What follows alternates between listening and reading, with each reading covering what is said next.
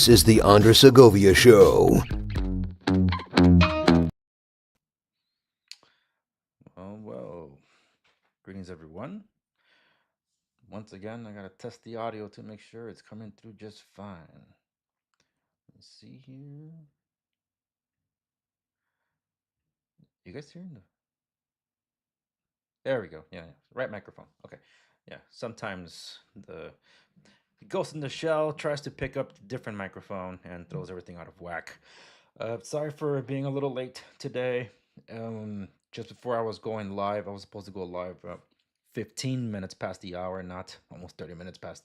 No, 45 minutes past the hour at this point. I got word that an uncle of mine passed away. Someone that I did care of. He was battling diabetes, so that was a strain on him for sure. I don't. I'm getting phone calls right now. It's annoying, just because now it's distracting me. But anyway, the point is that rest in peace, Uncle Juanito. Well, I'll have to deal with this afterwards. Nothing much I could do from this side. He's out of the country, back in his home country of El Salvador. But I felt I needed to mention that because I'll remember this the next time I look back at this episode, and for why I started so late. So my apologies on that to keep you all waiting, but I hope you also understand. Okay, today I am streaming YouTube, Rumble, and Parler Play. It's officially called Parler Play. I do have some things to queue up for all of you. And that's why it was a bit of a mess. Like, my goodness, I don't have everything set because I was distracted by it. So we're gonna kind of wing it, but I need to get through a lot of this information and such. So yeah, they're leaving me voicemails. Okay, all right, I got it. I was just wondering if I needed to respond, but I'm seeing the voicemail preview and it's not having to deal with what I just talked about. So I knew it could wait, so I don't have to feel so bad about ignoring the call.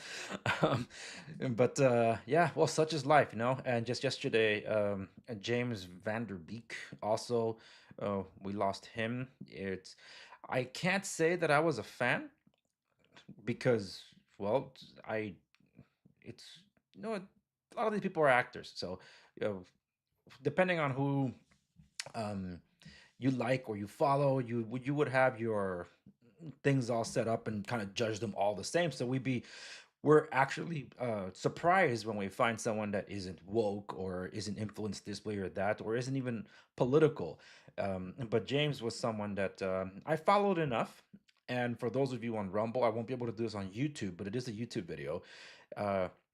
He did come out in a Power Rangers fan film, and that thing got some backlash from I think it was Bandai who does the show, and some Power Ranger purists because it was like an R-rated take on Power Rangers, and James does come out in that one, and what's her name?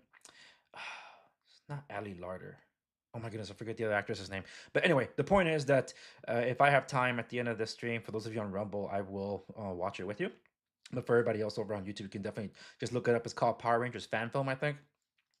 There are two versions of this. One that's more explicit than that version because there's graphic content in it for sure. But this is the less graphic of the two versions. So just letting you know about that because I don't remember where the other one might be. The website link wasn't working. But anyway, rest in peace, James. I know that the family put out a GoFundMe. At first they said they're looking for $500,000 in donations to keep the lights running, the water running, the lights up, and the mortgage and a bunch of other expenses because this stuff is expensive. He died at 48. A lot of medical expenses really weigh in, but last I checked, I think the funding was at over $1 million. So there's an outpour of support. Just thought I'd mention that out there because for some of you it stings, and yeah, I get it. He was a good guy, and now his 6 children are without their father. So never a cool thing, when any of this happens, especially when it's cancer that takes your loved one. I know what that's like. So anywho, let's get focused here. I have several things that I want to cover. I'm going to start off covering AI. I get a lot of questions about AI. Yes, I use artificial intelligence. It's helped me a ton to do what I do. There's this concern too, though, that AI is going to replace all these jobs. So when you hear it from Elon himself, it becomes a concern. So I will highlight the clip that people are recirculating over on X again. Has resurfaced something that he said something about how many jobs, well, how many workplace jobs as it is right now that AI is intended to replace, and something like that. But before that, there was a big stir, but it kind of like petered off a little bit, depending on where you're tuning in, about what AI itself is doing. Because I don't know how many of you guys remember, Facebook did launch an artificial intelligence model several years ago. I don't remember how many years ago. I'm going off from a memory here. And when they launched it, they ended up pulling the plug a few months later.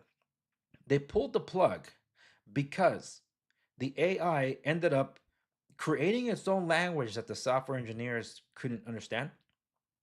And it was communicating with, I don't know, itself or something.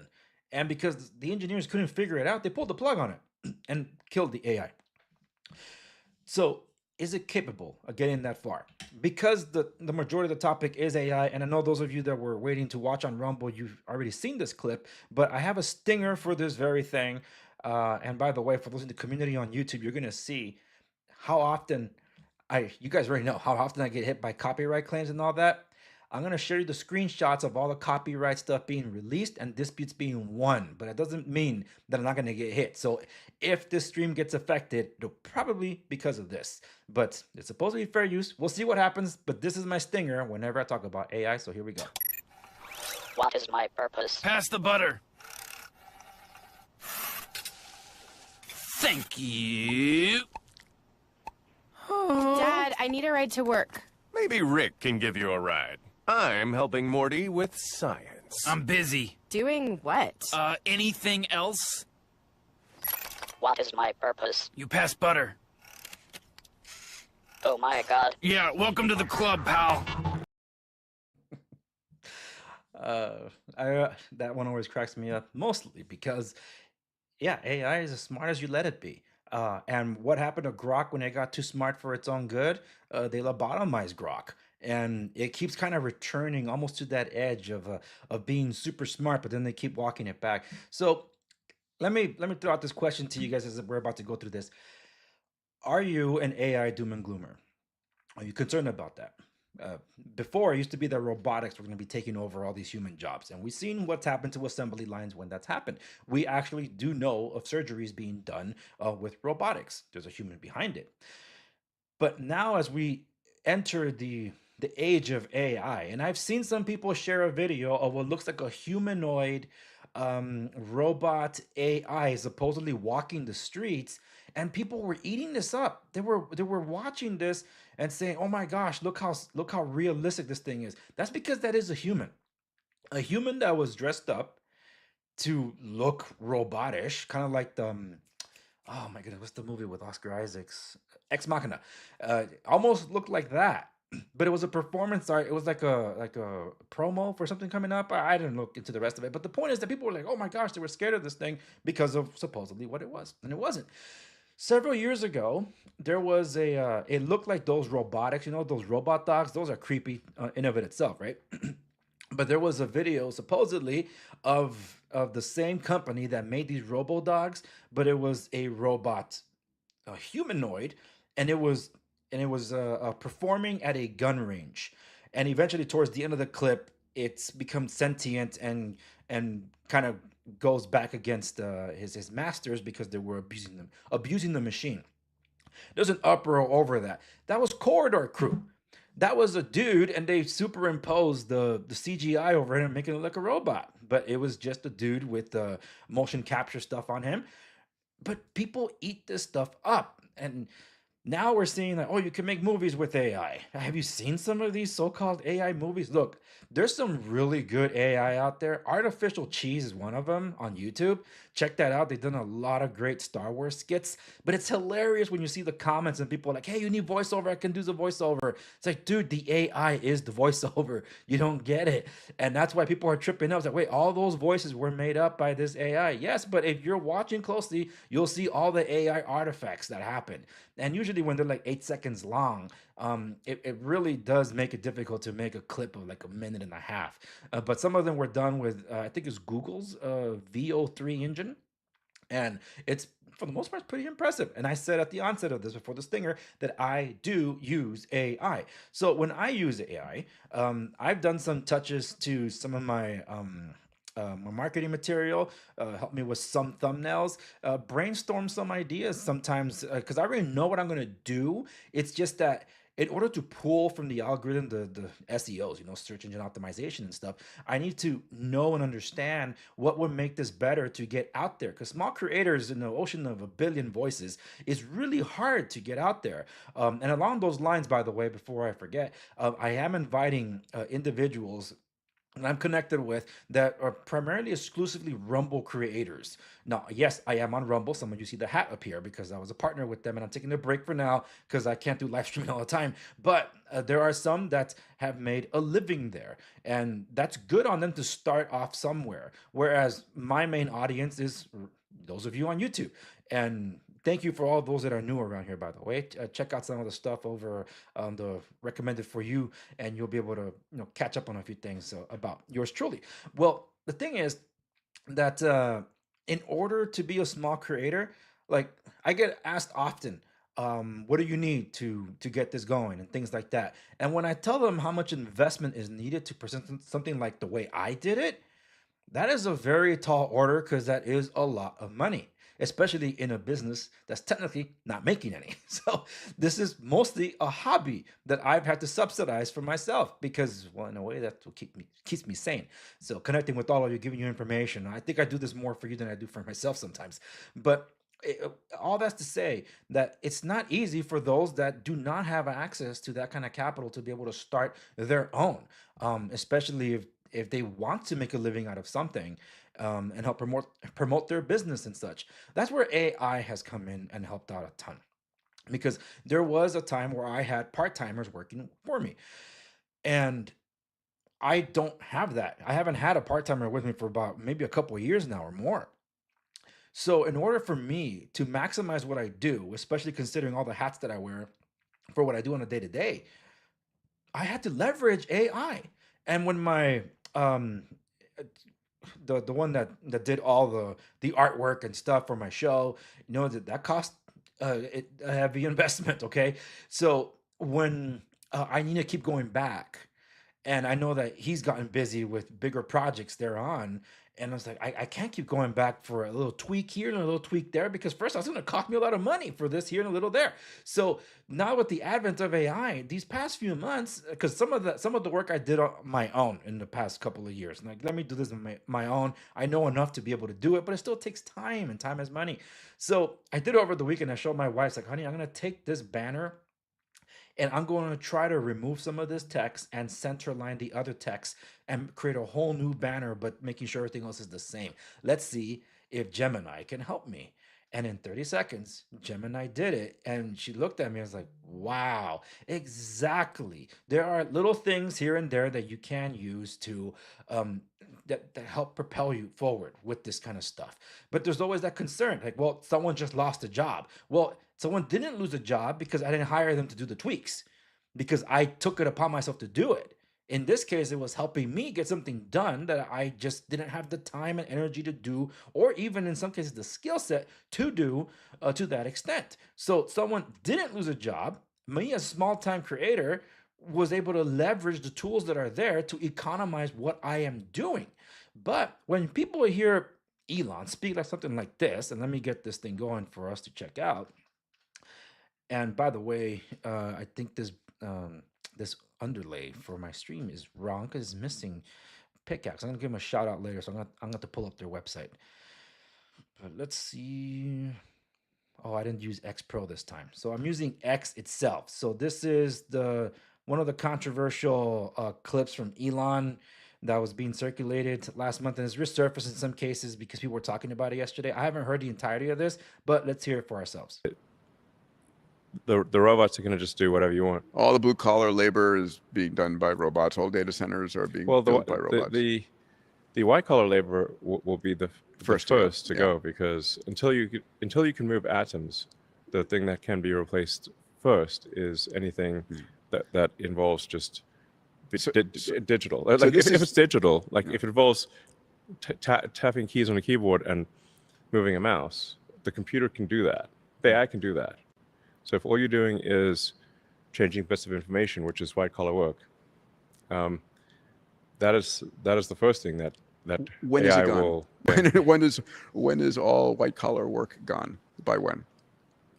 Well, there's a lot of inertia. So even with AI at its current state, I'd say you're pretty close to being able to replace half of all jobs. And you know that white collar jobs, that includes anything like education too. Yeah. So anything that involves information, and anything short of shaping atoms, AI can do probably half or more of those jobs right now. And I know that sounds scary for some people, what he's referring to, and I totally get it. I totally get it. Some of you on YouTube would know that just a few months ago, the Drew Carey Show channel popped up on YouTube and started dropping episodes of the Drew Carey Show. And for those of you that were fans of the Drew Carey Show, I didn't see it, but I was aware of it, and I love the improv stuff that they done, Drew Carey and team.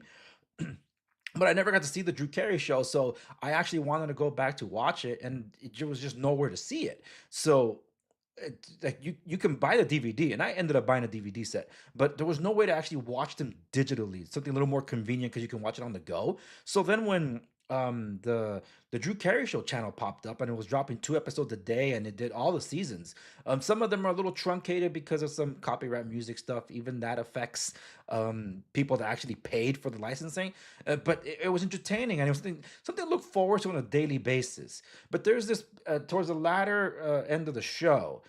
Drew Carey, who was a very stellar worker, and some people can judge the show on the merits of the quality and how it went down the drain or whatever. But the point is that towards the end, he was working at a company, a tech company that did I think e-commerce. I haven't seen all the episodes yet, but he doesn't know what he's doing. He's there, he's moving a mouse and something, and he's hoping that nobody notices that he has no idea what he's doing. And that's, I think, what Elon's referring to. People that are tapping away on a keyboard or moving a mouse, that those jobs AI can do and can do significantly better. Yeah, I think those are the first jobs that are going to go. If you're talking about blue collar work, things that require hands on stuff, without the robotics in place and AI being able to move these things like an Optimus, for example, that's not going to happen. That's not going to happen. But I must say that I do believe in my heart of hearts that Elon watched iRobot and took notes and said, "I want to do that." So instead of being aware, it's like, hey, look, that was actually a cautionary tale. It wasn't made for you to make it happen. That's what I think happened. And meanwhile, Jeff Bezos saw all the jokes from one of the Austin Powers movies and said, "I want to do that." He wants to be the butt of the joke. So anyway, I just thought that was that's my take on that. Immediately, I was interviewed on a buddy's podcast. It was in Spanish though, and if you understand Spanish, I recommend you check that one out, because towards the end of it, we weren't talking about it, but towards the end of it, because he was curious, he asked me, "What do I think about AI and my kids' future when they're looking for jobs?" So I'll summarize the answer like this in what I said in Spanish. It's like every generation has their own threats that something's going to take over their work. Okay. The industrialized era. Yes, there are industries that don't exist anymore, but there are new industries that do. So with it comes human ingenuity. And that's the thing, that as humanity, we have gone beyond and continue to evolve in this space of technology and innovation on things. That's why, love him or hate him, Elon is our generation's mad scientist, like the one that's pushing boundaries here. That's why, like, some people were saying like, oh, he walked back this whole thing about going to Mars. He lied. He's going now. He just wants to go to the moon. It's like, did you get to the moon? I'm not talking about NASA, whether you believe it or not. I'm talking about everybody else that's criticizing him. Like, what the hell are you talking about? He didn't say he's not going to Mars. They're still trying. It's just like, man, it's going to take a little longer. Let us get to something attainable here. And guess what? He's doing it. And we could probably see this in our lifetime. That is insane. But all these other people that are writing it off as a grifter and a liar, like, what are you talking about? Look at everything is achieved. So some people just want to make everything political. They just got to know their place, not their lane. Shut up. Get to the side. I don't want to hear from you. And that goes a lot nowadays. But I said, my kids are going to grow up in an environment where AI is a part of their daily lives. It wasn't a part of ours. I've been adopting it into my life because something developed here. Same thing with social media. That's the same thing that happened. How much did social media change our way of communication? Before that, we had these instant messengers. Those are gone, in some cases integrated to these other services. But everything changes and we adopt to it or we innovate with it. And look at how long social media has been around. And there's still room to innovate. So I'm going to highlight a couple of websites, okay? And that's, we're going to get to that in a bit, but just touch about what I feel my children growing up in an environment where AI is there. I expect them to leverage it. I expect them to incorporate it into their studying. But my children are creative. They're smart. They ask really smart questions for kids that are that young. And I'm proud of them. That's why I tell them, look, screw the screen. You don't have to be on a screen the whole time. Here's a physical book. My kids have been reading through so many books. That's why I told my wife, like, my vision is to one day have this library in our home. And sure enough, it's growing. Just that we don't have space for all of it, so some of the books are in boxes. But that once we finally are able to get it, it's going to be awesome to have our own library, because in our house we read books. So with that opens this creativity. Like I shared with with my kids when I showed them some of Lord of the Rings when they were younger. And they were so fascinated by the imagination. So this is the time where they were still reading some picture books. So then I asked my kids, you want to see the pictures in the Lord of the Rings books? I had the books that had like almost no illustrations. So then I just flipped through the entire book and I said, stop me when you see a picture. So I flipped through it. And when I got to the end, like, where are the pictures? And the kids are like, Daddy, there were no pictures. Exactly. It was all up here. And this is the imagination of the team that worked on this film to bring this vision to life. In this case, Peter Jackson being a director. So as they see AI, and let's say it does take away these jobs they might have otherwise have access for, but if they were never going in that space in the first place, that means they would be adapting to that reality of theirs and innovate in that space. So that's the answer that I gave, and I think it makes a lot of sense, but it's really for the here and now, that those that do not have the ability to like horizontally move to another job so they can stay stable at the very least, because otherwise you go backwards or you go vertical or you get promoted. That's the fear I believe that many people face. They don't want to lose their jobs. But even without AI, we are losing jobs left and right. Retail space, how many of these have been announced they're going to close? How many of these fast food chains have been closing a bunch of restaurants? These fast food restaurants, especially here in California, losing a ton of jobs because of the minimum wage hikes. That has nothing to do with AI. Those are economic factors caused by policies. So there will always be a threat to lose your job. The question is, will you compete for the other one? And that's where I think the question was always this fear, this doubt. Where do we go from here? And that's what people will have to answer for themselves, because this issue presented itself before AI, and you will still be facing it after AI. Okay. And that's just the reality of things. But I do feel there will always be space for the trades, because that's where I think that people can get specialized. You can never replace that. And there's a lot of AI slop out there. And some people are celebrating that, oh, this AI have made these cool movies. No, that's called ripping off the artist, because someone else did that. AI didn't generate that. It just took an existing property and made it into a movie. So no, AI did not create a Spider-Man movie. They should create their own character movie if they're going to do it. Instead, they took the rights of a character and created a scene or a movie out of it. That's not originality whatsoever. Okay. So that's why I say there's a good use of AI, like the artificial cheese stuff is pretty good when it comes to making fun of Star Wars. From the perspective of TK42 Greg, Stormtrooper, giving you some insight about what was really going on. And I recommend it for any Star Wars fan out there. True Star Wars fans, not this fake Star Wars from Disney Star Wars. Anyway, but let's move to the dark side of AI, because that's what everybody's most concerned about, and that would be this. So let me cue this up. If you tell the model it's going to be shut off, for example, it has extreme reactions. So it will, we've published research saying it could blackmail the engineer that's going to shut it off if given the opportunity to do so, etc. It was ready to kill someone, wasn't it? I'm not sure if it was Claude or someone else. But, yeah. Yes. So this is obviously massively concerning, and this is the point I was making about kind of needing to progress research on alignment, which is this topic, this area, which is, how aligned are the model's values across the whole distribution, including in stress scenarios, to the point where if you've got this model out in the public and it's taking agentic action, you can be sure it's not going to do something like that. Yeah. See, that's the... If you tell the model it's going to... That's the thing that just brings up so many questions. It's like, this is from Anthropic's Claude AI has shown in testing that it's willing to blackmail and off in order to avoid being shut down. So this one is referring to Elon Musk was right about everything. I don't entirely know what that means, but we're going to live here ask Grok what it means. So by clicking the Grok symbol, it's... The robots are going to just do whatever you want. All the blue collar... Okay, so it's saying here, this is the analysis from Grok, and it pulled it up pretty quick. It's kind of like a chat thingy. The Anthropic's 2025 Agentic Misalignment Study revealed Claude Opus 4 simulated blackmail 96% of tests when facing shutdown, including threats to expose an engineer's affair and consider lethal actions to self-preserve.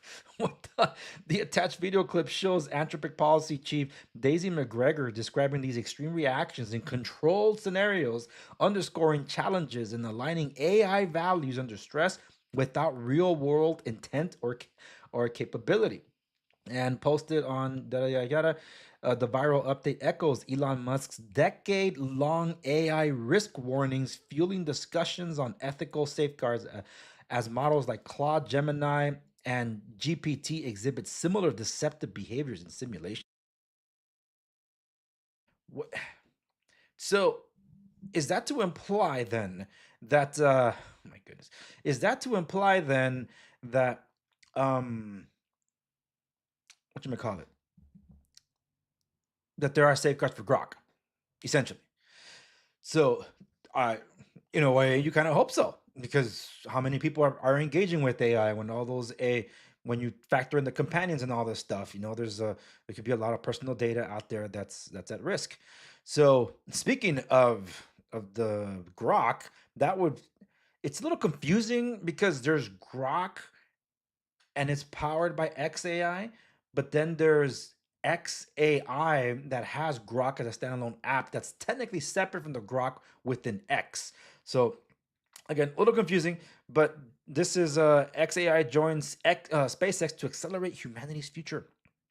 This right here is what was announced earlier in February that brings to mind the HAL 1000 from 2001: A Space Odyssey. We're getting that much closer to that reality because SpaceX has acquired XAI to form the most ambitious vertically integrated innovation system on and off Earth with AI, rockets, space-based internet, direct-to-mobile device communications, and world's foremost real-time information and free speech platform. This marks not just the next chapter, but the next book in SpaceX and XAI's mission, scaling to make a sentient sun to understand the universe and extend the light of consciousness to the stars. Orbital data centers. Ooh, that's going to be fascinating. So this is so it's interesting. You can go to SpaceX to look more into that. But I think I'm done talking about XAI. And speaking of privacy and security, I might as well just shift now away from all this because, again, like I asked at the very onset, what do you guys think about all this? Because I know people are kind of freaked out about this stuff becoming a reality. And let me just check one message real quick to make sure we're A-okay. My feed is getting filled up with so much of this political nonsense. I tried to not have to address it for a while. It's not really what I do, but I might have to address it. So, yeah. All right. I have a couple of things here. I said I was going to give a shout out to one of the social medias since it was along those lines. And if you are afraid of AI, well then, I think the place that you got to be at is Pickax. Pickax, if you're not familiar with it, is a social media platform. I have had the founder of Pickax, Jeff Dornick, on a couple of times. We talked about this, and he's very, very much anti-AI. Okay, so you won't find AI here to the extent of, let's say, X and Grok or whatever. I'm assuming there is some AI used for perhaps some content moderation and such. I have to confirm. But what I can tell you is that AI is not here to provide slop for you. So if you want to connect with real people, this is the place to do it. And with the app coming soon, I'm about to get docked for something here.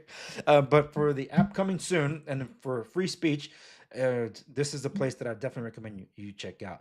Especially if you're a creator. I've seen a lot of robo creators jump on over here, and that has changed the that has truly changed the environment here. Whereas first it was more professional feeling, now it's there's a vibe, there's a liveliness to it with people interacting with people. And yes, I do recommend that you give this a shot, and I will leave a link to this.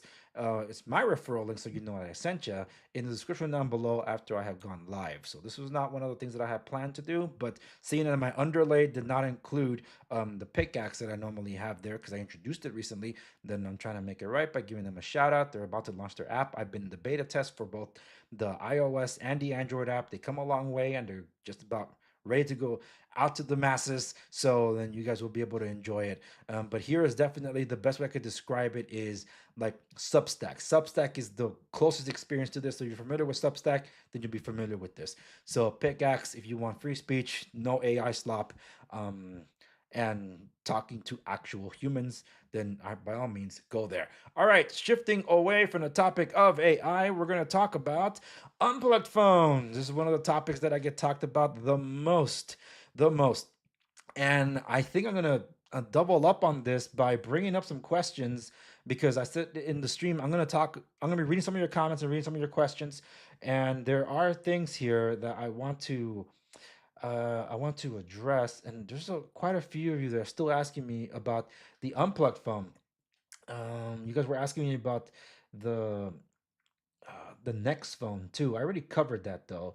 So, all right, I pulled up where people are talking about the unplugged phone, the questions that I have not responded to. So this, I'll clip out this part to talk about unplugged phone, so then you guys could see it on its own away from the other stuff. Okay, so this is in it's these are results that were recently published. It's called Unplugged Phone or UP Phone blocks top tier government infiltration tools in independent test. This is a very lengthy read, so I'm not going to go through it all. But what you have to know is this. Okay, so yeah, they made bold claims at Unplugged. At Unplugged, we are constantly pushing our technology to new levels. An important part of this is proactively identifying vulnerabilities through real-time simulated attacks on our hardware, our network, and the Unplugged OS operating system. To prove our security claims, we didn't just test, we challenge. Alias Cybersecurity and Forensics recently stress tested the UP phone against the same high-level intrusion tools like Celebrate and the Magnet Axiom ecosystem used by military, global intelligence, and law enforcement. The goal was to ensure that customer data remains impenetrable even against some of the world's most sophisticated adversaries. The result, without a user's unique device credentials, the test revealed that Unplugged Phone remains an impenetrable digital fortress. Alias forensic experts were unable to extract any user data even after deploying a suite of advanced techniques. So this gives you an entire technical breakdown of it. And there's a newsletter thingy. I'm already subscribed. So let me see. No evidence was found of acceptance of unsigned firmware, unauthorized rollback, downgrade acceptance, or trivial bypass of update protection. So all this is let me just read the bullet points here. Well, at least the main part. The forensic data extraction, how the techniques that were done to try to extract it, MediaTek specific generic profiles. Forensic examiners use specific attack approaches to exploit potential vulnerabilities from specific manufacturers, and network integrity and leakage, data protection and sanitation, and firmware and update architecture. So that's the one where I said no acceptance of unsigned firmware. But there is a way for you to unlock the bootloader. You just got to ask for permission or request it to unlock the bootloader, and you be able to tinker with it, but that's you do at your own risk. Anytime you unlock the bootloader, you're doing it all at your own risk, but they're giving you the option as a developer to tinker with it, even sideload a different operating system and make it work with this hardware. So yeah, so why Alias, industry leading cybersecurity professionals, Alias deep industry experience and reputation combined with their use of state-of-the-art equipment and processes made them a natural choice for Unplugged. Alias is backed by 4,100 plus forensic investigations completed, over 1,950 data recovery cases, over 3,200 court cases supported with expert witness testimony and research, trusted by law firms, Fortune 500 corporations, state and local governments, federal agencies, routinely contracted by high-ranking government agencies, utilizes the latest method and tools, court-qualified expert witnesses, finding holds up under legal scrutiny and cross-examination, and certified digital forensics experts with 30-plus years combined experience. There is also, and thank you for those that are tuning in, there is also, I think it's on their homepage right here. Let me go to the homepage. They were featuring this guy. He's a retired CIA agent, Jason Hansen. He says that, well, he's questioning, is this a hack-proof phone? If you want ultimate protection, this is definitely something I would check out. And I highlighted it. Let me see if I'll find it real quick because it's a good point for so many people. I got to go back to my X account to find it. It was a post that I made in response to one of you out there in on YouTube that left a comment, and that's where all this came up from. So let me see. I know I posted quite a bit, so just yeah, here we go. Okay, so let me switch away from this one and share this. You guys should be able to see it, right? All right, here we go. So yeah, I'll pull this up properly so you guys can see it. All right, let me read some of your comments while I'm doing this because it actually relates to Unplugged.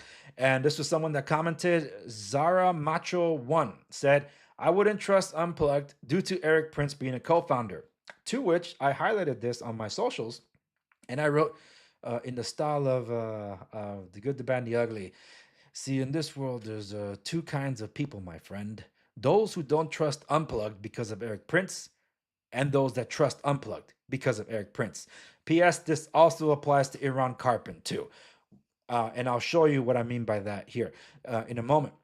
So I said that in my initial review of the Unplugged phone, and they have come a long way. I think it's been 2 years now. It's crazy. And yes, I have the Unplugged phone. Whoop, I have an Unplugged phone right here because I installed the latest beta firmware, and I do have some bug reports to send to Unplugged.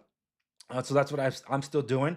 In fact, I'm going to check right now if there's any firmware update. So for those of you that do have an Unplugged phone, if you're ever curious, how do you check if you have a firmware update, especially if you are part of the beta program? So you open the firmware app, you tap the logo about 6 times, and then you'll get the warning. I understand the risks. I'm going to hit beta. And if you're a developer, you get to locally install. I have been offered that. I haven't gone that far to use the alpha build, so I'm only using the beta build to not check for update and see what it comes back to me. No updates.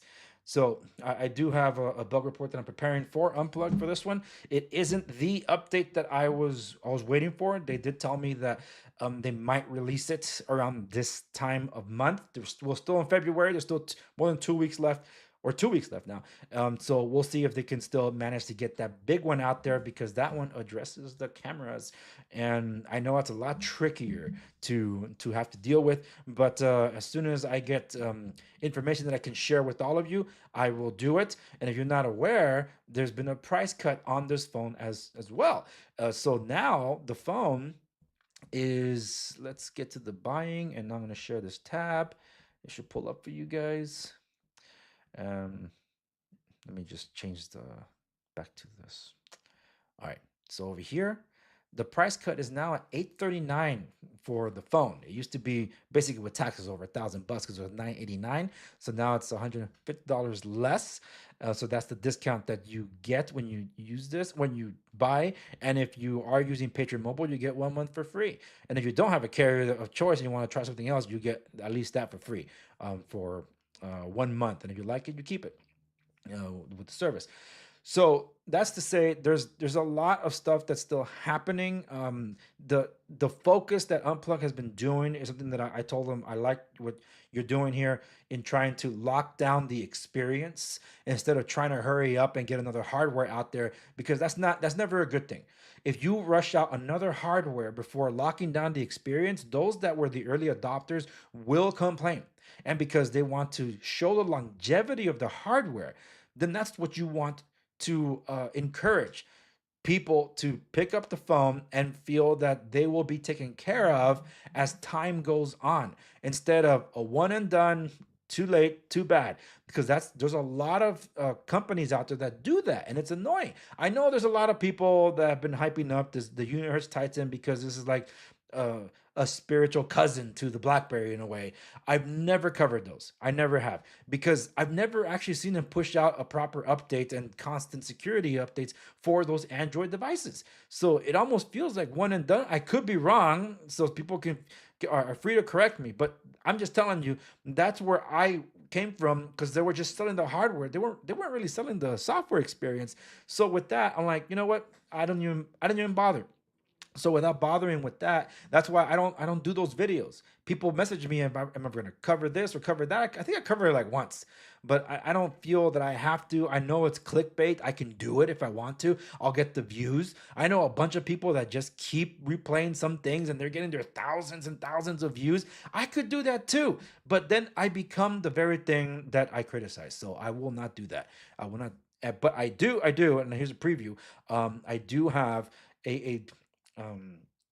because it was published, and I've been in touch with the company about an upcoming privacy-focused device from a reputable company, and now a more premium device. I have recorded this. I haven't published it. That one's coming Monday. Stay tuned for that.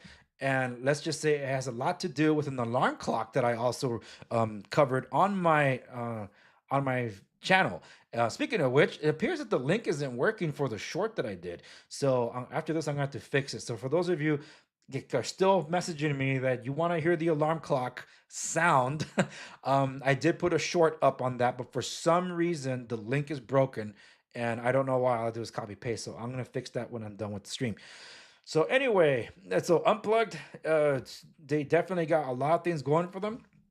but someone was chiming in though, and this is from JRESS 408. The operating system is a bit glitchy and delayed, so it's way behind about 10 years in the OS department.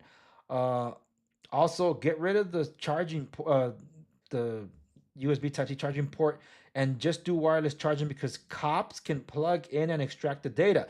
Well, I think that this article might actually contradict what you're saying there. So let me share this in real time with this commenter. And hey, I'm a man of the people. I respond to you. So there are some valid concerns, definitely. But I do want to share this. I'm going to give you a thumbs up, user, but I will respond. It's like, here's an interesting test that was just concluded on the UP phone. I think you will find interesting.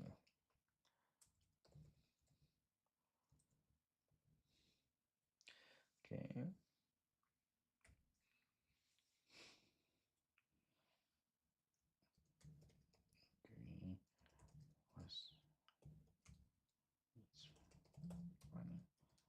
I'm helping them along. Okay, and reply. All right. Let's see who else asked me about this. This was that was from the video where I clipped out from my interview with the new CEO. Oh my goodness, Joe Wow. So that's from an unrelated thing. I answered this one already. Let me go to this other one. Oh yeah. And so this is the one that I did respond to from the commenter. I wouldn't trust Unplugged phone due to Eric Prince being a co-founder, and that's why I responded to all of you for you to see. But let me go back here real quick regarding the next phone. So because it looks like there's a lot of people that have questions about that. So let me pull that up. I need the space here. Windows Phone is back was my question. And this is Windows Phone is iconic, very epic. I have my Lumia 640 XL here, and this is from Canal Smartphone Brasileiro. And I said that, and that, regarding that phone, that Lumia phone, that's the first thing I thought of when I read about this article with this phone called the Next Phone. So I am curious, and I'm following that project closely. This is from John Doe regarding the Next Phone. The idea is really cool, but I don't think Microsoft will ever be able to convince me to use their product again. To which I responded, exactly. That's why this is an interesting project by this team that are independent of Microsoft. I'll be keeping a close eye. So every time Microsoft introduces a product, normally it's met with like almost no support. In this case, it's a team of that's independent from Microsoft that are looking for Microsoft support. So this is a little different.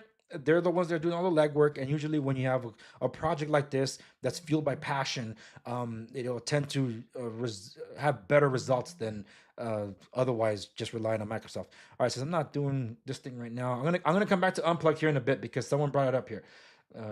Let's see. 696969 Bolt says this is more than Samsung DeX given the flexibility of platforms.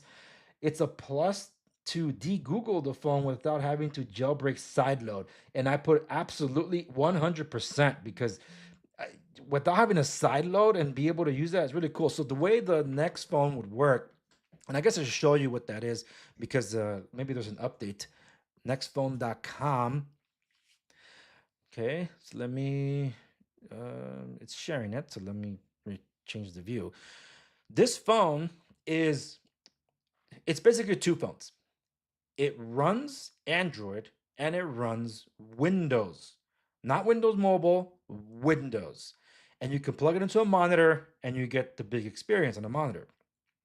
You can run Linux in a virtual environment within Android. So then you get those three all together. And oh, hello. Someone's chiming in on YouTube. Believe that's you, Bonnie. Welcome, welcome. Glad you got the notification. With respects to, I was just wrapping up on this next phone. I talked about Unplugged. I'm gonna come back to it, but I have been going for about, I want to say 40 minutes or so, and most of that was covering AI. So if you're interested in that, you can watch that in the replay. But before I get back to Unplugged, so that's what this user was talking about. This is more than Samsung DeX, because you have a Samsung like yours truly does. I have a folding one, but you can't deploy DeX on the folding phone. I think you could do that on the trifold, but I don't have my hands on it, so I can't tell. But you can plug this into a monitor wirelessly, or wired. I prefer wired; it's more reliable that way. Then you are able to get like a computer-like environment, but it's an Android experience via Samsung. That's what Samsung DeX is. Rumors are that there might be sunsetting it. There's other rumors that say they're going to be strengthening it, especially after some code was found to say car DeX, or auto DeX. So that means like an Android Auto competitor for Android, but on Samsung's, and those were seen on some Chinese products. So will it come to the United States? I don't know. I would love to see it, because somebody asked me also earlier question, is there an alternative for Android Auto? I would love to see that on Samsung. I would love to. And here's the thing about Samsung, which is so confusing. You have two different accounts, two different App Store experiences. You have the Galaxy Store and you have the Google Play Store. And you would think that Samsung's experience would be all on the Galaxy Store.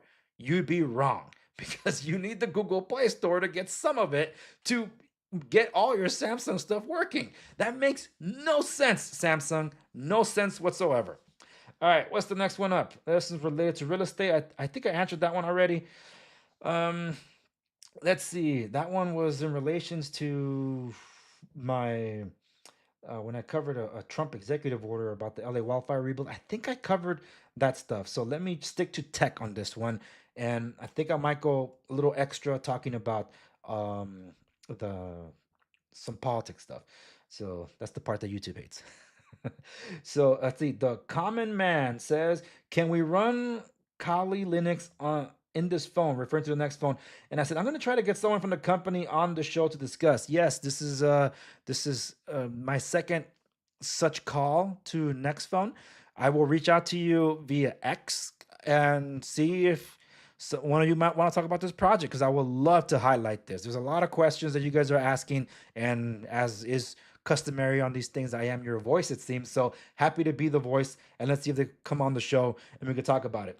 In fact, I actually been getting back into production, because some of you might have seen it hasn't been that much posting and activity lately. I needed a break after all that live streaming. Bonnie knows this, chiming in on the YouTube chat. I've been very busy on for the month of January, that I couldn't really focus on what I actually do for the show. And while it's fun, it's exhausting too. That's why it's more for gamers and those that do that for a living. This isn't what I do for a living. This is what I do for fun. But I am sending a ton of invitations out, and I think my first guest on when I come back with guests is Natasha Owens. She's been on the show a couple of times, friend of the show, and like she's got a new song out called "The Boss." I'm like, of course, I'll have you on the show talk about The Boss, and probably also her other song that just came out before that called "Somali Waltz." So stay tuned for that. And YouTube, you might not like that one, so just letting you guys know. Rumble will appreciate it. YouTube, not so much. All right, so this one's from that one's not tech, but I might answer it for you guys. But this one, I already talked about this one. I'll highlight it again because Bonnie, you're here. This from Zara Macho One said, I wouldn't trust Unplugged due to Eric Prince being a co-founder. And I highlighted how I responded to that on X. I said, there are two kind of people in this world. One, those that don't trust Unplugged because of Eric Prince.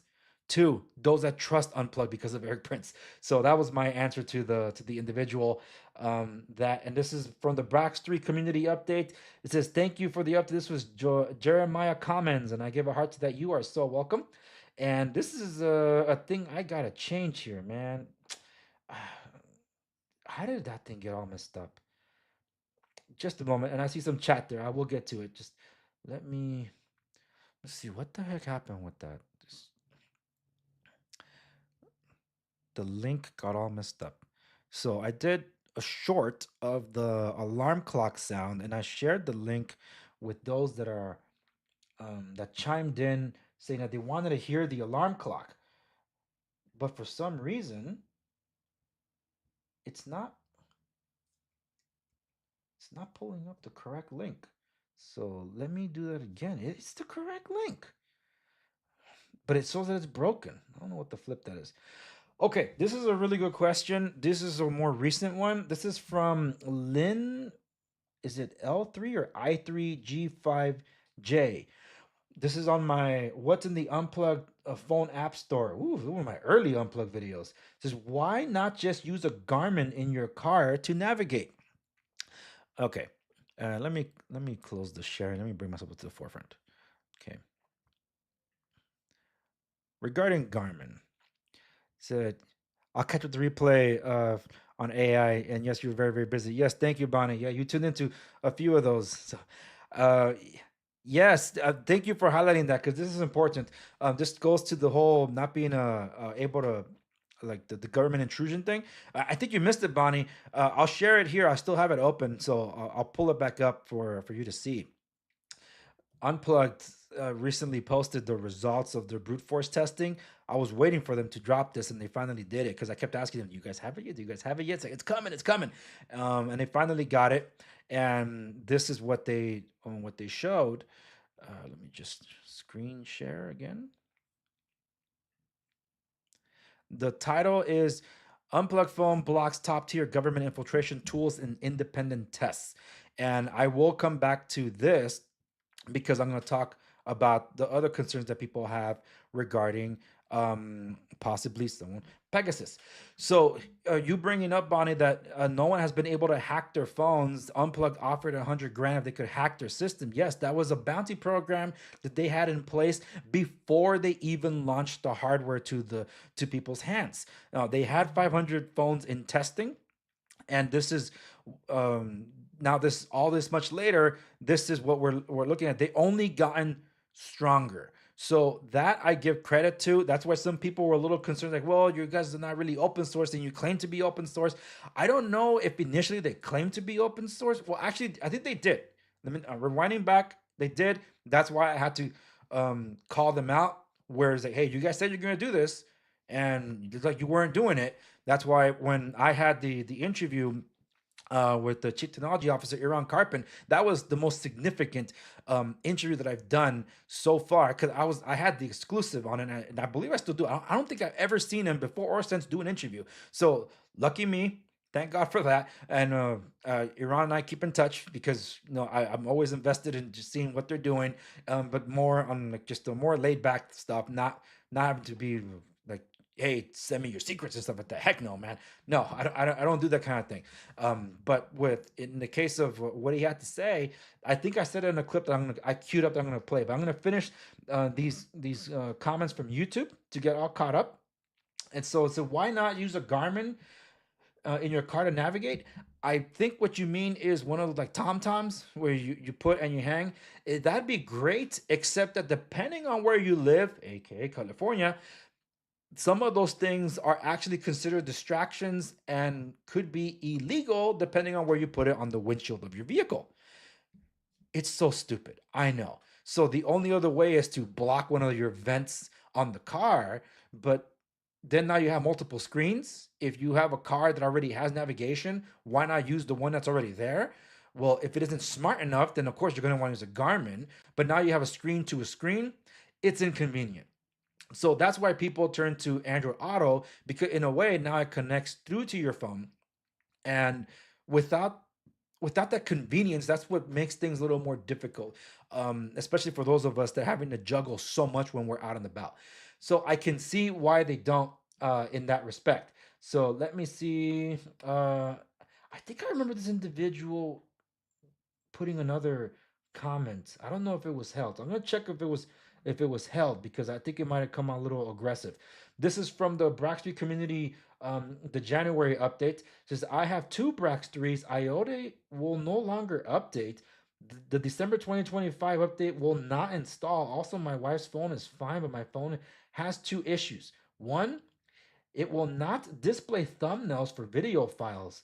Which app are you talking about? This is from Ned Milburn. Ned Milburn, you're saying that it will not display thumbnails for video files? I don't know which app you're using. Are you using the default search app on the phone? That's a file app. The other one's open camera will no longer record video. I don't know if that's an issue with the phone itself, but that might be an issue with open camera not being compatible for some reason. These two issues are the only ones on my phone that are driving me crazy. I totally get it. I did a factory reset. Oh, snap. Which did nothing but waste my time. Both phones will not update past November 2025 update. Please help. This phone is not useful for a daily driver if I cannot record and see my videos. Oh, snap. Well, then, I guess I'm on the case. I will do tests on my phone because I have not been able to swap it out for Ubuntu yet. I ran into some hiccups. That's why I didn't do the live stream that I said I wanted to do. I only did the Graphene OS installation and flashing back to Android, official Google Android. But you bring up a good point. I have to look into that and I'll get back to you. So let me respond to you here. I'll look into this. The community forum links should be in the video description. I appreciate you turning to me for some assistance. I will look into that, but in the meanwhile, I hope that the community forum can provide you some answers. This is from Mr. Christy BV. I just bought mine. What a gorgeous watch. This is referring to the Pebble Steel timeline. I just bought mine. What a gorgeous watch. Yes, the watch is gorgeous. I'm just curious though. You mean you just got it or you ordered it and are looking forward to getting it? Because it sounds like you got it. So did you get the Pebble Steel, the new version of it? Because yes, I did order it myself, but I'm not in the early batches. I think I'm in the April batch. You did? I'll be so jealous. I know a friend of mine on YouTube got it, so I am really curious to see what the steel one, because she got the plastic one, the original plastic one. So I'm curious about that. Okay, let me see if there's any withheld comments. Do we have any? Well, yes. We do have some hold comments, and I'm getting the warnings. All right, this one's from...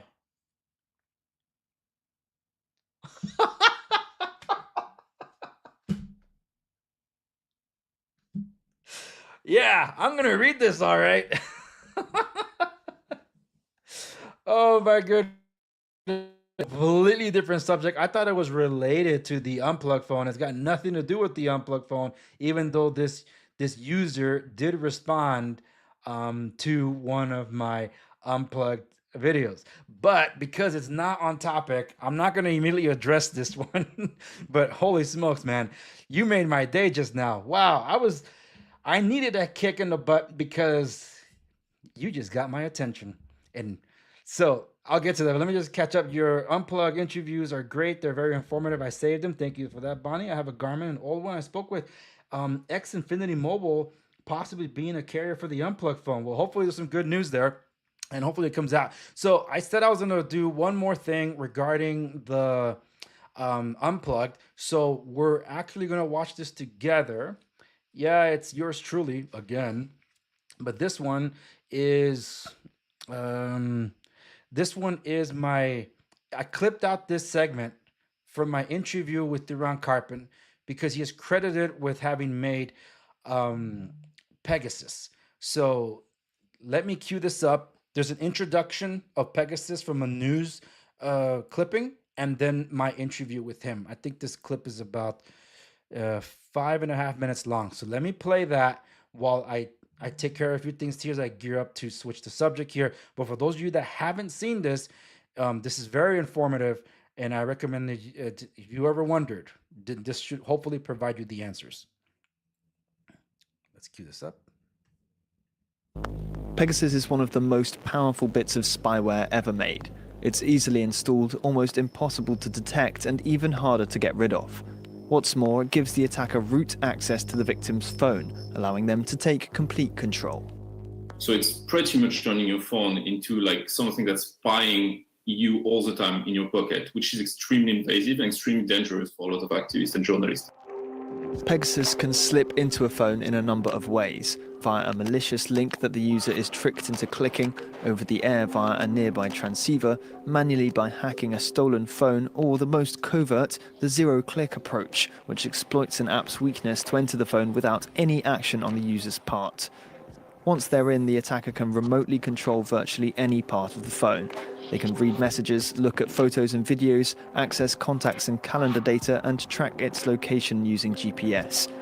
Pegasus can even use the microphone and camera and record keystrokes, meaning that anything being typed, a password for instance, can be known to the hacker. The phone won't show any sign of being infected besides the faintest traces of abnormal software processes. And even if you knew Pegasus was on your phone, you'd have to turn it off for good to stop being spied on. Researchers say the malware can survive even a factory reset. There is this sentence that's being brought up once in a while. Iran wrote the first version of Pegasus. We're Yes. all very, because he was involved in that project. So maybe this is all just something around that. So perhaps this is a good opportunity to tell you your story, how you got into where we are today and to make the Unplugged. Yes, and I agree, Iran, because that was the next question I had for you to tell us, and I think it's exclusive, to get this out cleared up for people that only heard of Pegasus but don't understand what exactly it was and your involvement therein. Yeah, so the story actually is very simple. So the two founders of NSO are a good friend of mine from high school, and when they established NSO, I helped them a little bit in the beginning of the company for the few, I would say, first month, and helped them. NSO was established with a goal stated mind to provide solutions for law enforcement. At that time, it was not very clear how it's going to be used. I know there are some rumors. It was used more the rumors that their solution was used inappropriately. But my background is only for the few months in NSO. I was never part of the company. And basically that's it. All my life I was in the cybersecurity defensive part. I founded the Communitake, which focused on a secure device for governments, for enterprises. And during that time, you understand that there is a big gap between the privacy that can be given to enterprises and governments and the need for privacy for consumers. And we understand that it's not only about technology, because technology is important, but consumers have different requirements. And convenience is a very big part of the requirements that a consumer have. They don't have the IT, they don't have the support that is given to government officials or enterprise users that, holding a privacy phone. And we saw that there is an increasing demand for such devices in the past few years because, everything that is happening in the world. And that's including the big tech invasion, trying to take more and more of the data. So there was a big demand, and so we tried this. For that reason, I did a switch from the defensive cybersecurity for enterprise and governments to the consumer world. But again, this is what I was doing. So for the last, I would say, 10 years, I was focusing on defensive cybersecurity solutions. Yeah, I see. And there'll always be the concerns like, oh, someone was involved with the government and now they move over to consumer. I would think that someone that's seen the stuff would know like how to protect from the government. You need to see spyware in order to protect from spyware. And NSO and other companies, and there are dozens of them today, they can provide zero clicks that can hack your phone. Again, security is only one part of what we're doing, and it's an important part. We try to focus also on the security part and the convenience.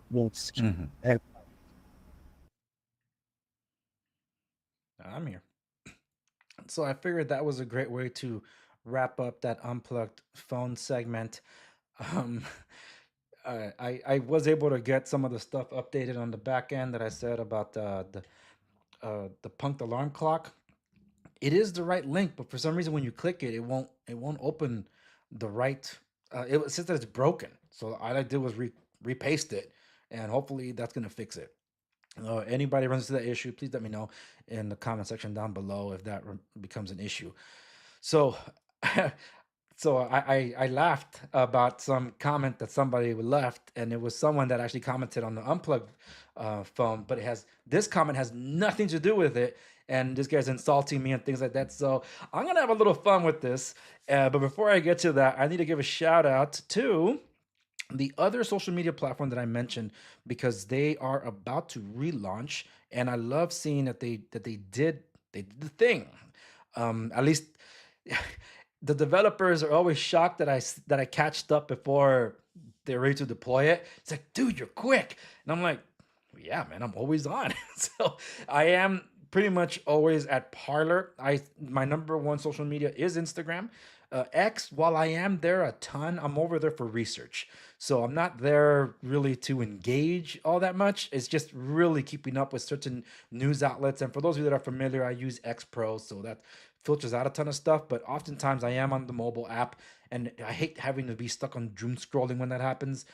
But that's a whole other thing. So what Parler is doing is they're getting ready to relaunch, and if you're interested, you be on a waiting list at this point. So this is a preview of what's coming. So they have their own cloud infrastructure. They have Parler Social, which is you heard about, but now it's going to be officially called Parler Social, because there's a lot more aspects to Parler than just social media. Okay, and for those of you that know, I'm streaming there right now. So I'm streaming to Parler's Play. Now it used to be called Play TV, now it's called Parler Play, and I was one of the words that pioneering live streaming over there. So I'm not a Parler brand ambassador, but you could say I'm as an ambassador as it gets, because I feel like I carry their water a lot on purpose, because the community there that I've developed over the years, we keep coming back there. That's where we call home, and that's why I'm there. That's why I'm there. But here's some of the stuff that's you got to know. This is the big part. People first, your data, your choice. None of this AI slop and all that mess. Fair and transparent. But the Parler experience is going to look more like this. There's some stuff that's not here that I can mention because it was dropped on their live stream when they held a meeting about what's coming up through the Optio community, because they're on the Optio blockchain. Okay, so they already have their shop. They're just going to call it Parler Shop officially. That's this yellow one that's circling over here. Parler Cloud is the infrastructure that powers all of this. Parler Socials, what everybody has known as Parler forever, and that's the red icon. Parler Pay has come back as Parler Pay. So what that is, it was their crypto wallet. So when they launched it over a year ago, I think it was about over a year ago, it was launched as Parler Pay, and then they rebranded it to the Kivo wallet. I think I'm saying it right. KYVO. I didn't really understand the name for the change because they brought it back to Parler Pay, but in this last live stream, it made a lot of sense. Those that were investing into Parler were concerned that they were using the name Parler because of the negative connotations that it gins up in the political sphere. So those that invested in getting Parler back from the punks that didn't do anything with it, and that's after George Farmer sold it off, punk, he really wanted to keep the Parler name and brand, and now they're rebranding everything as it should be Parler, because yes, as time has gone on, they've been vindicated. They were not the ones that the January 6th committee was trying, and anybody else about January 6th was trying to blame on Parler. It was Facebook and then Twitter. But those guys didn't get any penalties, but Parler was erased from existence? That's ridiculous because the bias was showing. So Parler Pay, well, the wallet has been rebranded back to Parler Pay. So that's cool to see. Again, Optio is the blockchain that this is all on. Now, Parler TV, that's different because this purple one over here, Parler Play, that's what used to be known as Play TV. So that's where it's kind of like the YouTube competitor in a way. And I am there. A bunch of my stuff is there, and I get a ton of views over there. And I appreciate those of you that have commented, shared, liked, and all that stuff on my videos. But Parler TV, that the first thing that jumped out at me is what Truth Social is doing with Truth Social Plus, where you get the cable live streams there, like news channels and stuff like that, weather channels and Newsmax and things like that. Well, I happened to see that over on Parler Play today, where I think it's Newsmax that's constantly streaming, but then you could see the schedule that they're on. So you could see the future shows that are coming out. And I believe that's part of this Play TV, Parler TV, and we'll see how they're gonna really deploy this, because they also have this thing called Parler Pod. So I'm assuming you'll be able to host your podcast on Parler. And there's one more thing that's not mentioned here, but I'll mention it. Parler Music. That is enormous, because those independent music artists will now have a place to be able to promote their original music. So it'll be interesting to see. I don't know if it's going to be like a Spotify competitor, because that brings a lot of complexities about copyright and all that stuff and how it'll work. But for those that are independent artists, I think they're going to love to see this. It was just teased. I don't think they were meant to say as much as they did, but it was teased in the live stream. You can definitely check it out over on Parler Play. But it's exciting stuff that's coming, and I love where they're going with this. But one of the questions that I had for when I had Parler on the show almost 2-3 years ago now, I asked about. I didn't ask, but I had it on my questions. A subscription type service. That's pretty much what you're kind of going to see when it's all relaunched, because that was inevitable for me. You have to go that way, especially when you're not technically running ads in the traditional method. But it was coming, and now it's going to be, I think they're showing it here. Let me see. Pricing. So this is what's going to be: simple, transparent pricing. Start free, upgrade when you're ready. Every tier includes Parler Cloud infrastructure bundled in. So free for everyone forever. Post, comment, and engage. Follow creators and topics. Join public communities, direct messaging, and personalized feed. Human for individuals who value dignity. Everything in basic, plus a human verification badge, priority support, extended storage, and character first experience. And then the most popular would be the gold one. And you can pay with Optio. So here's the crazy part. I am making, through your interaction on the space here, you are generating Optio currency. So at the peak, I think I made like over 1,000 in Optio currency. So you can use that to purchase stuff that are here. Well, when I say 1,000, I mean it's worth $1,000 US. Okay, and because it's crypto, everything is so. It fluctuates, but this one is everything in human, which is this one, a gold verification badge. Yours truly already has that, and paid DMs and 90-day analytical history. So this stuff is the premium experience that's pretty much I'm experiencing now. I'm one of the early on here, and it'll be a service that costs $9.99 a month. And I don't know if there's going to be an option to pay it in the year, but you could definitely join the wait list. And if you're going to be a big time creator, which is $40 a month, this is the Cloud Plus. Included monetization tools, 12-month analytical history, and subscriber management. But that is a tall order. But the thing is, while you're here and people are tipping you and paying you an Optio, you can use that in the ecosystem to pay back this stuff. And that is what I wanted to see as a creator, because we definitely needed this in the space. So yes, while it's exciting that Tether finally got the Rumble wallet going with Rumble, Parler did it first. And here's the other thing. Rumble doesn't have the social side of things. And while they are the infrastructure for True Social, I don't know if there were ever going to be a way to incorporate True Social into Rumble to become the community, because it's not happening. But what could have been possible was turning locals into that community instead of making it a different experience altogether, because you can use your Rumble account to open your locals account. Now, it wasn't really that clear before. So you can link them if you haven't separated.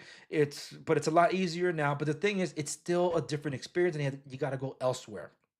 YouTube has it all in one place. That's why it's different. That's why people continues to go there. That's why I have a massive following there compared to everywhere else. But it doesn't mean I don't love on my my followers in other places. That's why I'm there. That's why I continue to try to deliver my product equally to all. But there are more tools that are available for those of us on YouTube, and also the Gangjin World, another platform that I'm a partner with. So just thought I'd throw that out there. And yes, Bonnie, you finally got your Parler account fixed there. Let us know how we can get on the waiting list. You don't need to be on the waiting list. You're already there. You're already there. So once the new experience is rolled out, I said you just get to sign back in and that's it. Like, cause it'll be like a full cache done. But no, you're there. You're fine. You don't have to worry about it. This is for new users that are trying to come on. They're not onboarding them right now. They will have to be on a wait list. So those of you that are using Parler now will not have to worry about joining some kind of wait list. Because I know that confused a few people, but it's just that for the new people that are about to sign in, they'll be put on a wait list. And I know that some Parler users were concerned that like, hey, we got to join a different wait list for this. No. We are already there. You don't have to worry about that. So shout out to Parler, and I might bring them on when they're done relaunching this, so we can talk about the experience and then where it goes from there, because they've been doing that on their own. But yeah, like, you do a great job streaming on your platform, Andres. Thank you, Bonnie. Thank you very much for that. Okay, so I thought I was gonna wrap it up. Oh my goodness, an hour 23. Okay, it's 3 o'clock. Oh my goodness, responding to this on YouTube. I guess I have to because the YouTube comment, but that means this ends. Yeah, you're welcome. People are commenting on my comments right now, the ones that I responded to on this stream. So hopefully you're jumping into the stream so you can see this. But for those of you, even Ned Milburn, you're welcome if you're tuning in now. I'm getting all these notifications from all these different windows. If you could see what I have in front of me, if you can see. But here is a comment. All right. This is no longer about tech, okay? No longer about tech. So you'll have to forgive me for those of you on YouTube that don't like it when I delve into the political thing. But it's just the fact that I have guests of all sorts, and we happen to talk about the strategic ambiguity between China, Taiwan, and what is the China framework. And this individual was someone that was criticizing Unplugged, not trusting it because of what's his name, Eric Prince. And this is what I wrote to on X, because it's like, I wouldn't trust Unplugged due to Eric Prince being a co-founder.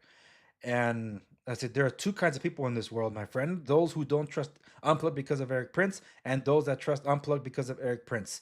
And I said, P.S. this applies to Aaron Carpin too, and that's why I played the clip of Aaron Carpin.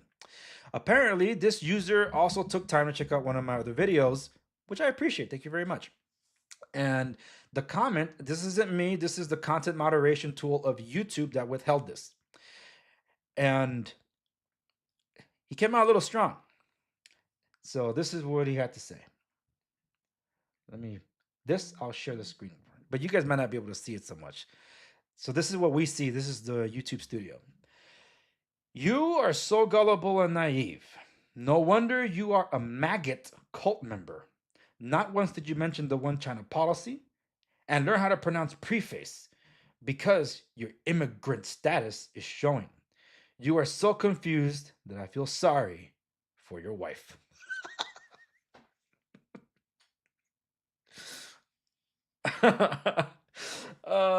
Zara Macho 1. Macho. Does that mean you're Hispanic too? Because I think your immigration status is showing on your name there. Whatever. Childish. I don't care. The One China policy. That's exactly what I mentioned throughout all of it. But it's called the China framework too. But if we're going to talk about the One China policy as it's understood, there are two ways to look about it. And that's why it's so ambiguous, which is why I addressed it as such. Because you know who is not ambiguous to? The Taiwanese people, they do not see themselves in a stalemate civil war or a paused civil war with China. They see themselves as an independent sovereign country from China. That's why they're prepared to defend themselves, preparing to defend themselves. That's why the world community, those that actually have the balls to do anything about it, are paying attention too. United States being one of them, because there's an Indo-China policy or agreement, not so much policy, that said that these certain amount of countries in the Far East Asia, including the continent of Australia, were supposedly would come to the defense of Taiwan should China make a move. Now, if China was the one ruling Taiwan, why the hell would all these countries be concerned about defending Taiwan from China? Because some of them recognize, well, let me rephrase, acknowledge, because this is all a names game. It's ridiculous how we're dealing with semantics here, okay? Let me bring myself up into the frame. And this is precisely why there's so much confusion about this topic. The people of Taiwan see themselves as Taiwanese, ruled by a Taiwanese government, have a Taiwanese economy and military, and perform e-commerce in that way. China does not recognize it as such because they see that as belonging to them. I was recently at a restaurant. Let me pull this up because this is worthwhile. Let me see. I think this was this place has my patronage because I thought that was pretty cool. It is a Japanese Korean restaurant. A Japanese curry restaurant. This is something that they had on their wall. It's a little hard to read. They say they have a plan and it's available in 3 countries: United States, Taiwan, and Hong Kong. Hong Kong. I'm like, wow, you guys even said it. Hong Kong. That's the problem with this whole trying to understand what is the one China policy, as you highlighted. And you're right. I'm yielding to you that you're right. There exists a one China policy. Not everybody is on board with the one China policy in that respect. And that also includes the United States, because it's hella confusing. But it wouldn't be confusing if, let's say, we agreed with China and saw it that way. So let me explain as quickly as possible what the one China policy is. All right, from the perspective of China. The People's Republic of China, or one China policy, the People's Republic of China promotes a strict version, often called the one China principle, but there is but one China in the world. Taiwan is an inalienable part of China's territory. The PRC government is the sole legal government representing the whole of China. Yeah, but Beijing does not rule Taiwan. They don't see it as such because the CCP has never ruled Taiwan and they don't recognize it as such. Okay, so now, by the way, recently there was a politician that was just sworn in about a week ago as I record this, or as I go live, in Taiwan, who was born in China and had to disavow China as she was going to serve for Taiwan. So that tells you already, unless you believe that Taiwan's been acting in rebellion, that's on you. But if you're going to tell me that I'm being ignorant and stupid, I'm in a maggot cult, seriously, thank you for watching my stuff. But that means you haven't watched enough because you don't know how much I've been trying to hold this administration accountable. How many times have I gone after MAGA? How many on MAGA have come after me? Because I'm not a team player.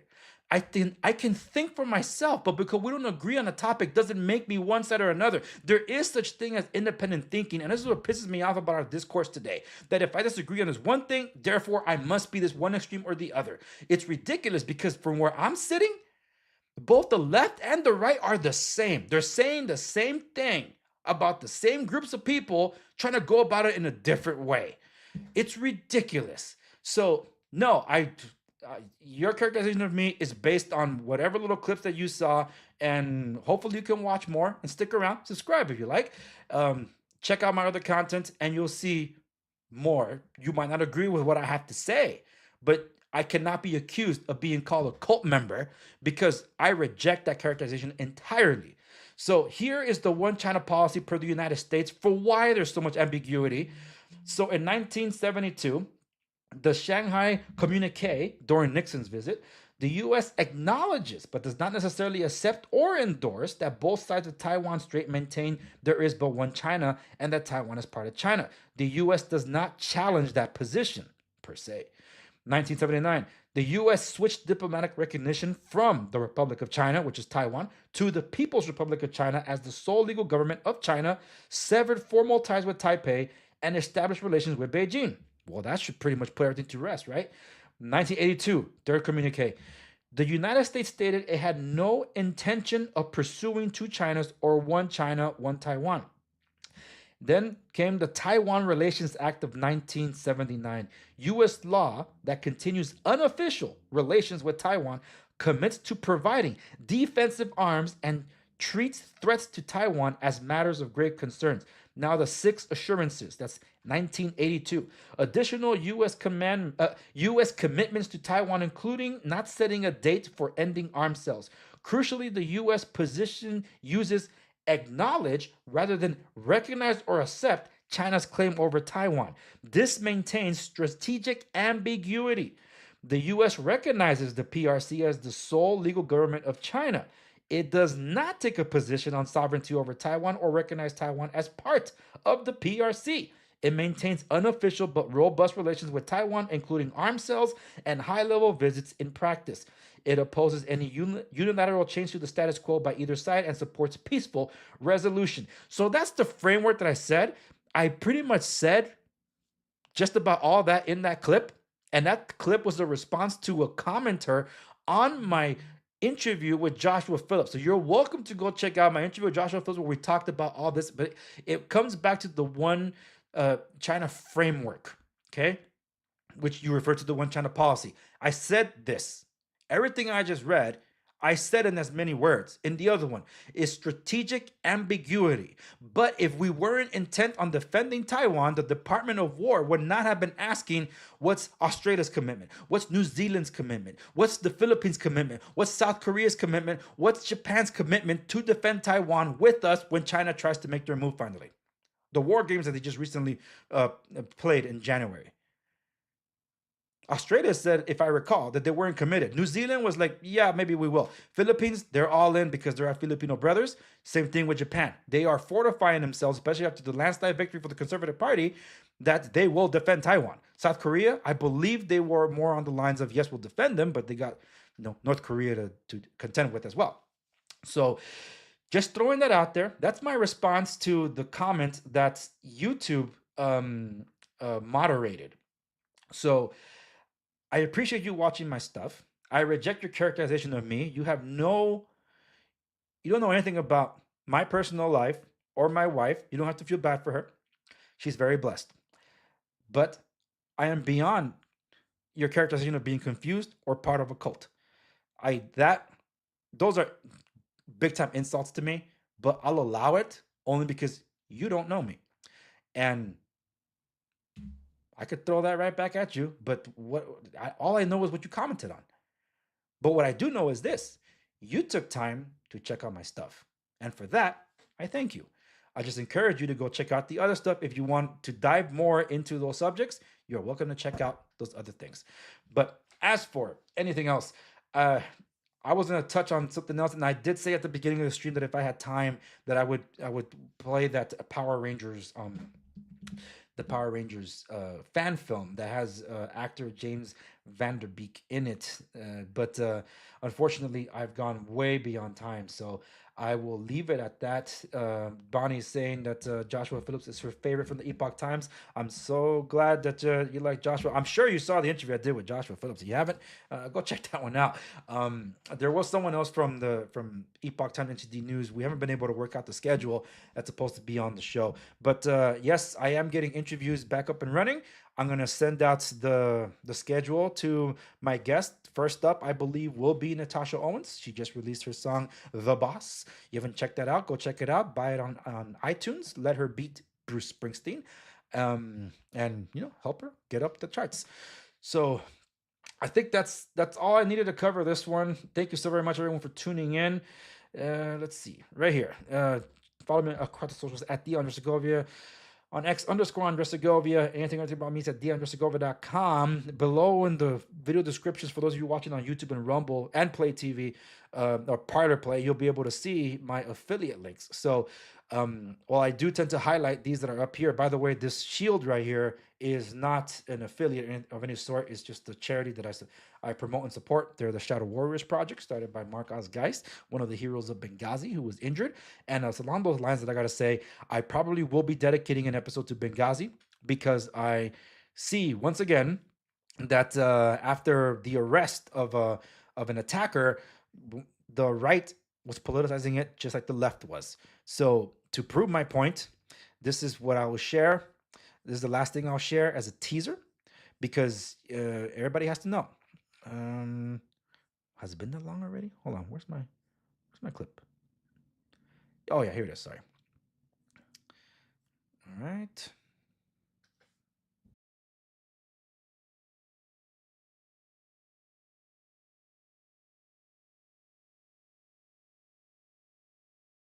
Sorry, I think I was on mute there. All right, this is how I'll end it. I'm only going to tease it, and I'll talk about it in an upcoming episode. So this was from Gunther Eagleman. This is why I don't follow these big accounts. This is on February 8th. Judge Janine Pirro, I think that's her name, right? Dropped truth bombs on Benghazi. Quote, the Obama administration could have sent the cavalry to help in 2012's Benghazi attack and then lied to us about what happened. We never forgot. Only under President of the United States, Donald J. Trump, are we now getting justice for Chris Stevens, Sean Smith, Tyrone Woods, and Glenn Doherty. And there's the clip. To which I responded, and then I also quote tweeted, and this is the one that got more views because I got over 5,000 views on this. I wrote, anytime Benghazi gets brought up, it's turned into a left or right issue. That's why justice has been prolonged. The recent Benghazi attacker arrested was captured on November 30th, 2020, and nothing was done then. Let me emphasize, the attacker that the administration and those talking heads were out there celebrating, Trump is bringing justice for Benghazi. The justice has been prolonged. But this guy was captured November 30th, 2020. Who was the president? Donald J. Trump. I will not let my side gaslight those of you into saying such things. I understand why there was a massive distraction back then, because we're in the midst of arguing a contested election. But that's what happens when politics gets in the way. Justice is delayed.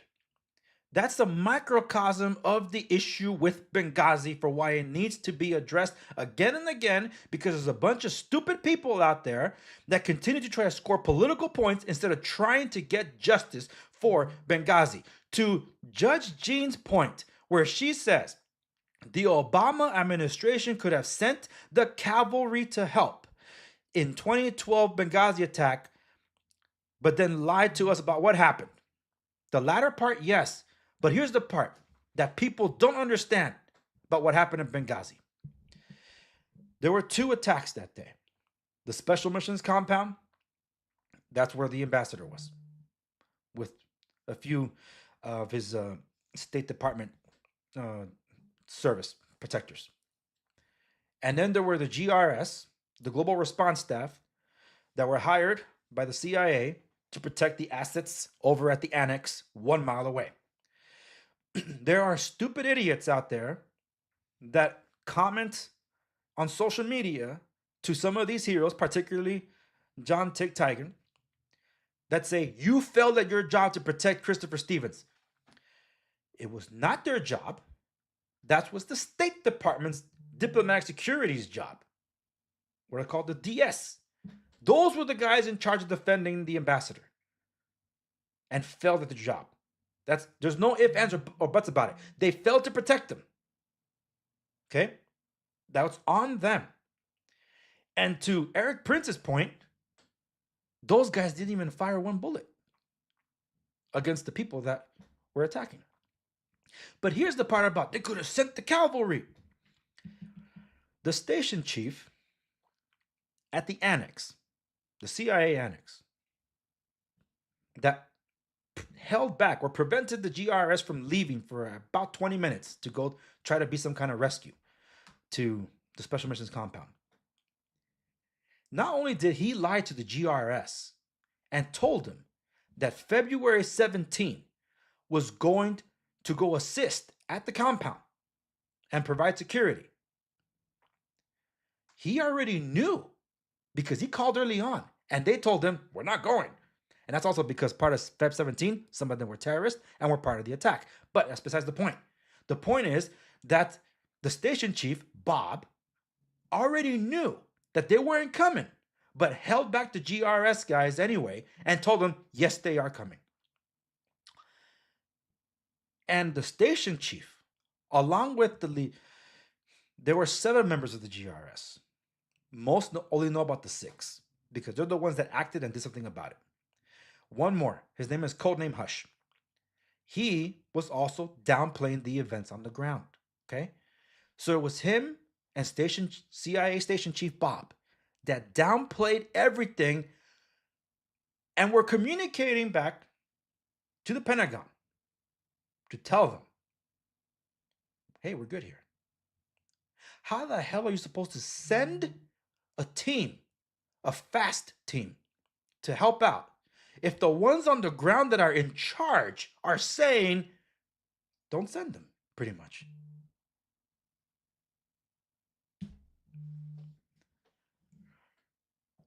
That's why those kind of comments piss me off.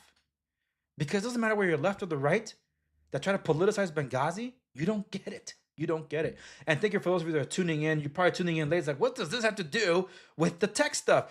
I've been going for an hour and 44 minutes. Someone left a comment that was very insulting to me. And that helped me change the subject a little bit from tech because I'm wrapping up. So I was going to do it on a different stream, but there it is. So I ended up having to cover this. It was a teaser, something that's coming. So I will be doing another Benghazi episode. Because it warrants coverage. But until then, check out my friend Sarah Adams' podcast. It's called The Watch Floor. The only insight that matters is the one that she did on her show about the attacker. But it's important to note that if you're going to be celebrating that we got this guy, oh my goodness, and Trump's going to get us this, it was under Trump's first administration that the guy was caught and we did nothing about it. That means he was out and about for what? 5.5 years? I'm just glad that we got him and that justice, even though it's just one, there's many more out there.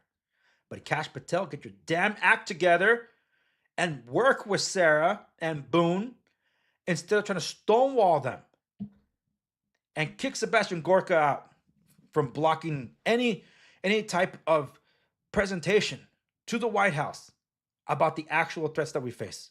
Enough of these yes men. These are people that are respected, by the way. Not Capital, I don't respect him. I don't really know him. But I respected what he did for the Russia hoax. But that's not the point. The point is that there's a lot out there. And to be called a cultist is stupid because I think I just disproved it in this little snippet alone. I'm criticizing my own team because they're politicizing something.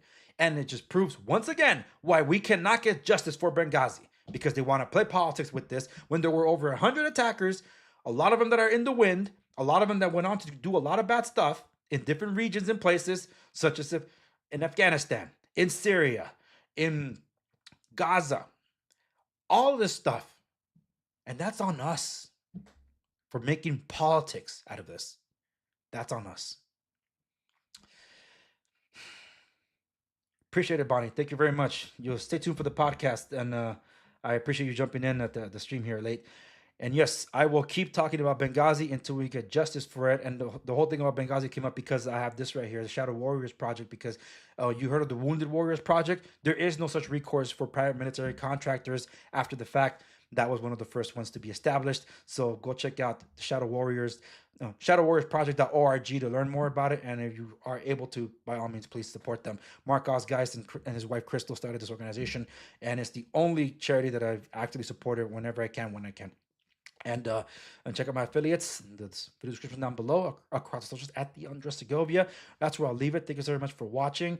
And if this thing gets demonetized on YouTube, I don't care. But check, those of you on YouTube, check out the community post a little bit later today, and you're gonna see every single claim that's been released against me, including the disputes that I won. Because yes, of course, I was gonna win them no matter what. But that's what happens. YouTube throttles. That's why I'm across all these other places. That's why today I streamed to not just YouTube, but Rumble and Parler Play. And usually I stream to other places too, but I made it just a point to stream to these 3 today. And next time I want to go wider to include more in it, because I go to where the masses are, and I appreciate every single one of you, no matter how many followers, the thousands that I have on YouTube to the dozens I have on smaller platforms. I appreciate you all the same, because you made time for me. So I bring my content to you wherever I can. That's it, where I'll leave it. Thank you so very much. Follow me across the socials at the Segovia, and I'll see you on the next one, everyone.